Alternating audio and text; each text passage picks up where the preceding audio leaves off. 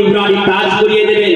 যিনারা মাথা ছাত্রদেরকে দিয়েছেন, যিনাদের সন্তানেরা আলিম হয়েছে, হাফিজ হয়েছে, আজকে যাদের মাথায় পাগড়ি দেওয়া হবে, কাল হাসরের মাঠে মহা বিচারের দিনে আল্লাহ পাক কি করবেন?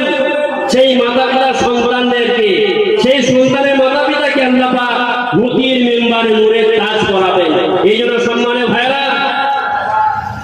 আমরা তশকিল করি, আমরা আদায় করি, ধান আদায় করি, চাল আদায় করি, টাকা আদায় করি। আজকে দিনে আমি আপনাদেরকে বলবো, যিনাদের দুটি করে সন্তান রয়েছে, একটি করে সন্তানকে আল্লাহ রাস্তায় দিন, হয়তো কোরআনি হাফেজ বানান, নতুবা একটি ছেলেকে কিতাবি আলেম তৈরি করুন। যিনাদেরকে আল্লাহ পাক দুটি দিয়েছেন, অন্তত একটি ছেলেকে আপনি আপনার জানাজা পড়ানোর মতো হাফেজ বানিয়ে যান, মুফাস বানিয়ে যান, কিতাবি আলেম বানিয়ে যান। এই জন্য সম্মানীয় ভাইরা, এই জন্য যে সন্তানের জন্য আপনি ব্যাংক্রাস করে যাচ্ছেন, গাড়ি বাড়ি করে যাচ্ছেন, ছেলেটা যদি লম্পট হয়ে যায়, ছেলেটা যদি গুন্ডা হয়ে যায়, ছেলেটা যদি মাস্তান হয়ে যায়, ওই সম্পত্তি, ওই ধন দৌলত আপনার তার কাছে ব্যয় করতে বেশি দিন সময় লাগবে না। এই জন্য ছেলেদেরকে দিন শিক্ষা দিন, আধুনিক শিক্ষার সাথে সাথে তাদেরকে দিনদার করুন। তা না হলে কি হবে?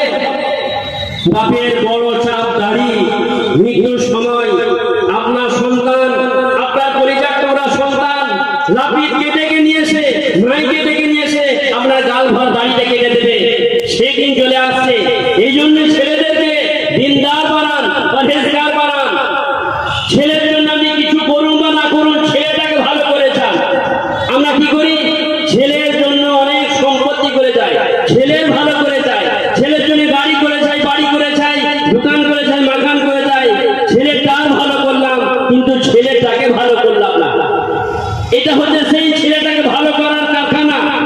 ছেলেটাকে দিনদার করবে, ছেলেটা নেককার হবে, ছেলেটা পরহেজগার হবে। ছেলে যদি আমানতদার হয়, এই সম্পত্তি তার কাছে সঞ্চয় করতে খুব একটা বেশি সময় লাগবে না। ছেলে যদি দিনদার যদি না হয়, ছেলে যদি লম্পট হয়, ছেলের জন্য আপনি গাড়ি বাড়ি করে যাবেন, দোকান মাকান করে যাবেন, সেই সম্পত্তিগুলো ছেলের নষ্ট করতে বেশি দিন সময় লাগবে না। এই জন্য আমরা কি করি?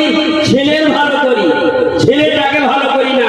আর এটা সেই কারখানা, সেই ফ্যাক্টরি যেখানে সন্তানদেরকে ভালো করা হয়, সন্তানদের জন্য ভাবা হয়, ছেলেদের জন্য ভাবা হয়।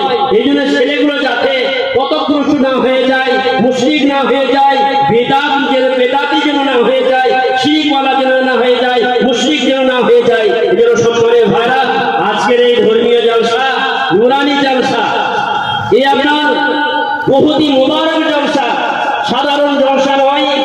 এই জলসাতে আজকের দিনে যে সমস্ত ছাত্ররা দীর্ঘদিন ধরে কোরআনকে টুনটুনি পাখির মতো তুলে তুলে পড়ে কোরআনে কি করেছে? কোরআনকে কণ্ঠস্থ করেছে, কোরআনকে হৃদয়ে জায়গা দেওয়া হয়েছে। সেই ছাত্রদের মাথায় আজকে দাস্তারবন্দি করা হবে।